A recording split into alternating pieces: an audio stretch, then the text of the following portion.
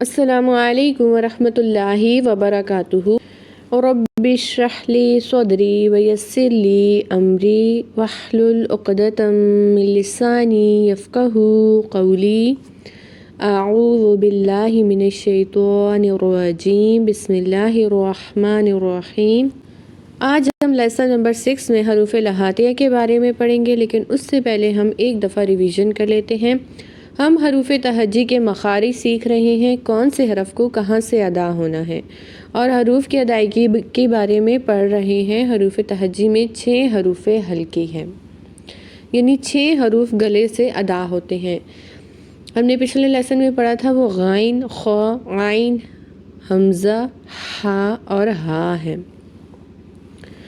مخارج کو ہم نے 3 کیٹیگریز میں تقسیم کیا تھا: گلے سے ادا ہونے والے حروف، حروف حلقیہ; زبان سے ادا ہونے والے حروف، حروف لسانیہ; اور ہونٹوں سے ادا ہونے والے حروف، حروف شفویہ۔ تو جو حروف حلقیہ ہیں وہ 6 ہیں، ہم نے پڑھ لیے ہیں۔ آج ہم زبان سے ادا ہونے والے حروف کے بارے میں دیکھیں گے۔ زبان سے ادا ہونے والے حروف 2 جگہ سے ادا ہوتے ہیں: زبان کی جڑ اور زبان کی نوک۔ جڑ کیا ہے؟ زبان کی جو آخر والا حصہ ہے۔ تو آپ نے یہ یاد رکھنا ہے کہ ہماری زبان کی جڑ اس جگہ پہ ہوتی ہے اور زبان کی نوک ہماری یہاں ہے۔ تو یہ 2 حصے ہیں جہاں سے ہم نے حروف کو ادا کرنا ہوتا ہے۔ زبان کی نوک میں یہ والا حصہ بھی آتا ہے، ٹھیک ہے؟ یہ بھی ساری زبان کی نوک ہی ہے، یعنی زبان کا کنارہ کہہ لیں آپ۔ زبان کی جڑ ہمارے حلق سے جڑی ہوتی ہے۔ زبان کی جڑ سے 2 حروف ادا ہوتے ہیں، قاف اور کاف۔ انہیں حروف لہاتیہ بھی کہتے ہیں۔ سب سے پہلے قاف کو دیکھتے ہیں۔ قاف میں 2 نقطے ہوتے ہیں اور یہ ہمیشہ موٹا پڑا جاتا ہے۔ زبان کی جڑ جب اوپر کی طرف تالو کے بالکل آخر کے نرم حصے سے لگتی ہے تو قاف ادا ہوتا ہے۔ تالو کو کوا بھی کہتے ہیں، یہ بالکل گلے سے ملا ہوتا ہے۔ تو مختصر یہ کہ زبان کی جڑ جب کوے کے قریب نرم تالو سے لگے تو اس سے قاف ادا ہوتا ہے۔ میں ایک دفعہ آپ کو سمجھا دیتی ہوں کہ ہماری جو زبان کی جڑ ہے، یعنی کہ یہ والی جو جگہ ہے، اسی کے اوپر ایک نرم تالو ہوتا ہے، ایک گوشت کا چھوٹا سا ٹکڑا لٹکا ہوا ہوتا ہے، اس کو ہم کوا بھی کہتے ہیں۔ جب ہماری زبان کی جڑ اوپر کی طرف اٹھتی ہے اور اس سے لگتی ہے تو قاف ادا ہوتا ہے۔ قاف حروف مستعلیہ میں سے ہے، اس سے موٹا پڑھتے ہیں۔ پہلے ہم نے پڑھا تھا غین اور خا کو موٹا پڑھتے ہیں، اس میں اب قاف کو بھی ایڈ کر لیں۔ اب آتے ہیں کاف کی طرف۔ دوسرا حروف کاف ہے، جسے ہم ڈنڈے والا کاف بھی کہتے ہیں یا کش والا کاف بھی کہتے ہیں۔ یہ کاف باریک پڑھا جاتا ہے، یہ بھی زبان کی جڑ سے ہی ادا ہوتا ہے۔ جب زبان کی جڑ تالو کے سخت حصے سے لگے تو کاف ادا ہوتا ہے۔ تو قاف میں کیا تھا؟ زبان کی جڑ تالو کے نرم حصے سے لگ رہی تھی، لیکن یہاں پہ زبان کی جڑ تالو کے سخت حصے سے لگتی ہے۔ اب یہ سخت حصہ کہاں ہے؟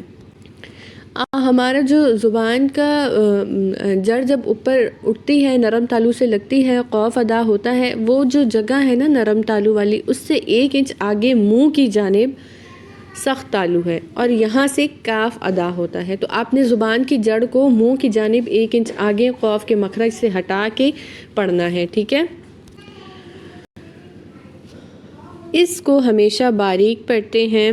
ان دونوں حروف کو پڑھتے ہوئے بہت فرق رکھنا ہے، قاف موٹا ہوتا ہے اور کاف باریک ہوتا ہے۔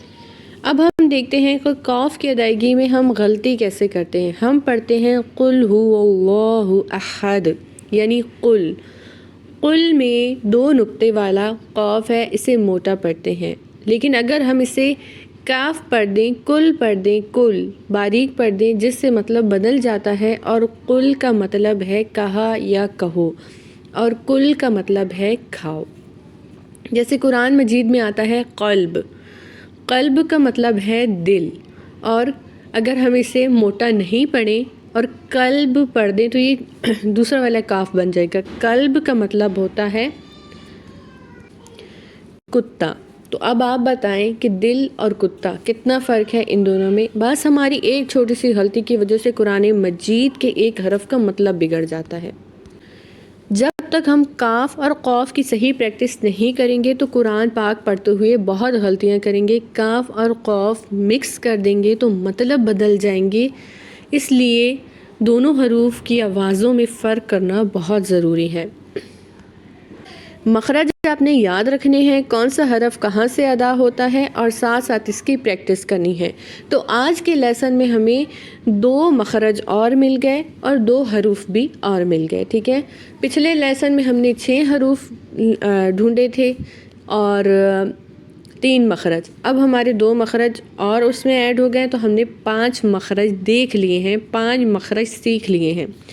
اسی طرح ہم نے 8 حروف بھی سیکھ لیے ہیں.